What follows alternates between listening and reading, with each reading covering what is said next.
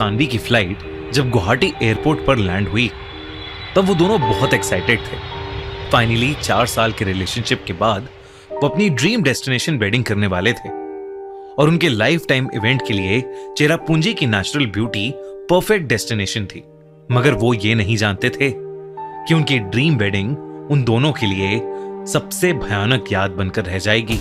जून का महीना था और बहुत तेज बारिश हो रही थी। उस बारिश में चेरापूंजी बेहद खूबसूरत दिख रहा था।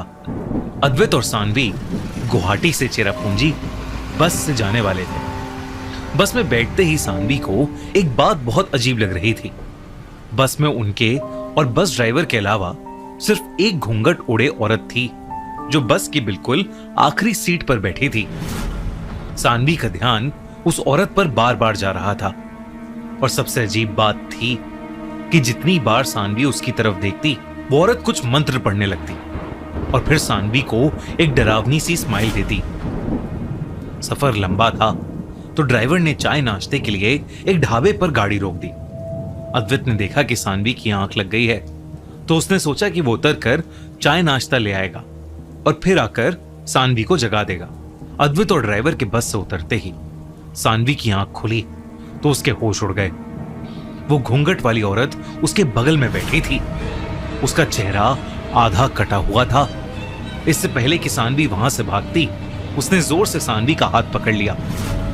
सानवी ने चिल्लाने की बहुत कोशिश की पर मानो उसकी आवाज ही चली गई हो।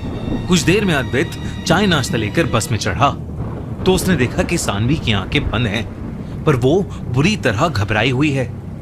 उसने सानवी का हाथ पकड़कर जैसे ही उससे पूछा तो सानवी हांफने लगी और चीखने लगी। लेकिन जैसे ही उसने आंखें खोलकर देखा तो उसकी नजर फिर से आखिरी सीट पर गई। वो औरत अपनी जगह पर ही बैठी थी। सानवी को लगा ये सब एक सपना था। सानवी ने अपने आप को शांत किया और वो चुपचाप चाय पीकर दूसरी ओर मुंह करके बैठ गई जहां से उसे वो औरत ना दिखे। वो लोग कुछ ही देर में चेरापूंजी पहुंचने वाले थे। उसने कान में अपने फेवरेट गाने लगाए और अपना ध्यान भटकाने लगी कि तभी कुछ ही देर बाद उसके ईयरफोन से कुछ अजीब फुसफुसाहट आने लगी और अचानक से एक औरत की डरावनी आवाज ने उसके कान में कहा, मैं तुम्हें जिंदा नहीं छोड़ूंगी। ये सुनकर सानवी की चीख निकल गई। अद्वैत घबरा गया और सानवी की आवाज से ड्राइवर ने अपना बैलेंस खो दिया और बस एक पेड़ से टकराकर बंद हो गई। ड्राइवर ने होश संभाला। सानवी और अद्वैत तुरंत ड्राइवर के पास गए। किसी को चोट नहीं लगी थी। हैरानी की बात यह थी कि वो औरत बस से गायब थी। अचानक से वहां तेज बारिश शुरू हो गई। अब सानवी और अद्वैत को जल्दी से जल्दी अपने रिजॉर्ट पहुंचना था। इससे पहले सानवी अद्वैत को कुछ कहती उसे वो औरत भीगती हुई पहाड़ी के कोने पे खड़ी दिखी और इस बार वो शादी के जोड़े में थी। अद्वैत फोन पर किसी से रास्ता समझ रहा था और सानवी बस से उतरकर उस औरत की तरफ बढ़ रही थी कि तभी उस औरत की गर्दन एक चक्री जैसी पूरी उल्टी घूम गई और उसकी भयानक आंखें सानवी को ही देख रही थीं। देखते ही देखते वो औरत उस पहाड़ी से नीचे कूद गई। सानवी एक बार फिर डर के मारे जोरों से चीखने लगी। अद्वैत भागकर सानवी की ओर गया और उससे उसके चीखने की वजह पूछी तो सानवी ने रोते हुए उससे कहा कि वो बस वाली औरत पहाड़ी से कूद गई है। अद्वैत कुछ समझ नहीं पा रहा था। उसने सानवी से पूछा कि वो किस औरत की बात कर रही है क्योंकि बस में उन दोनों के अलावा कोई था ही नहीं। सानवी ये सुनकर हैरान थी। वो कुछ बोलती इससे पहले अद्वैत को उस रिजॉर्ट वाले का कॉल आया कि वो उन्हें पिक करने आया है। वो दोनों गाड़ी की तरफ चल पड़े पर सानवी पूरे रास्ते उस मंजर को सोचकर कांप रही थी। रिजॉर्ट पहुंचकर सानवी ने आराम किया।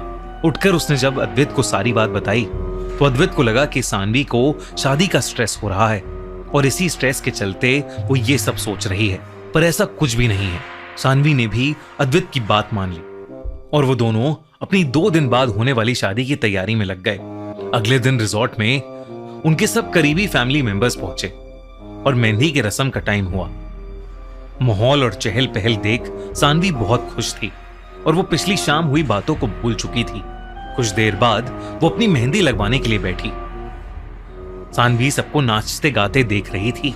तभी अचानक उसे ऐसा लगा कि उसका एक हाथ जल रहा है उसकी मेहंदी जहां जहां रची थी वहां उसकी स्किन में लाल गहरे घाव हो रहे थे। उसने अपना हाथ खींचने की कोशिश की, पर मेहंदी लगाने वाली औरत ने उसके हाथ को कस के पकड़ा था और बिना रुके उसको मेहंदी लगाई जा रही थी। तभी अचानक सानवी की नजर उसके चेहरे पर पड़ी तो वो वही बस वाली औरत थी, जिसे देखते ही सानवी को चक्कर आने लगे और वो बेहोश होकर नीचे गिर पड़ी। उसकी आंख खुली तो उसका सर अद्वैत की गोद में था और सब उसके आसपास बैठे थे। सानवी बहुत डरी हुई थी।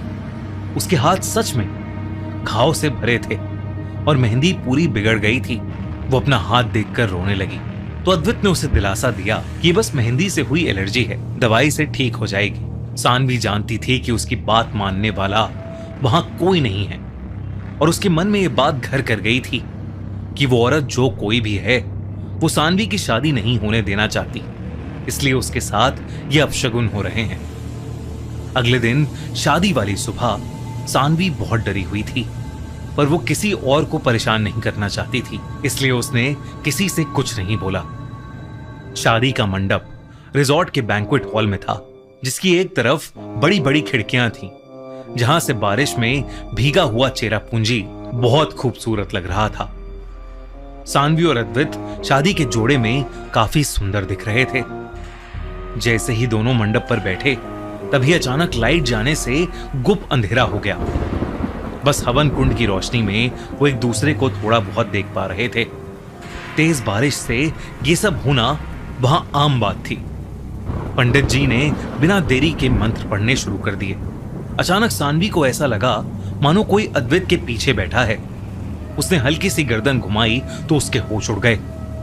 लाल जोड़े में वही औरत अद्वैत का हाथ पकड़े हुए बैठी थी और इस बात का एहसास अद्वैत को था ही नहीं। सानवी ने सोचा कि इस बार भी शायद ये उसका वहम है, पर तभी जब पंडित जी ने अद्वैत को सानवी की मांग भरने को कहा तो अद्वैत अपना हाथ ही नहीं उठा पा रहा था। कोई कुछ समझे इससे पहले हॉल की सभी खिड़कियां एक एक करके टूटने लगी और अद्वैत का पूरा शरीर कांपने लगा, जैसे उसे कोई दौरा पड़ गया हो। तभी वो औरत अचानक सबके सामने आ गई। वो औरत लाल दुल्हन के जोड़े में थी, लेकिन उसका चेहरा बेहद खौफनाक था, कटा हुआ, घावों से भरा हुआ और आंखें एकदम खून जैसी लाल।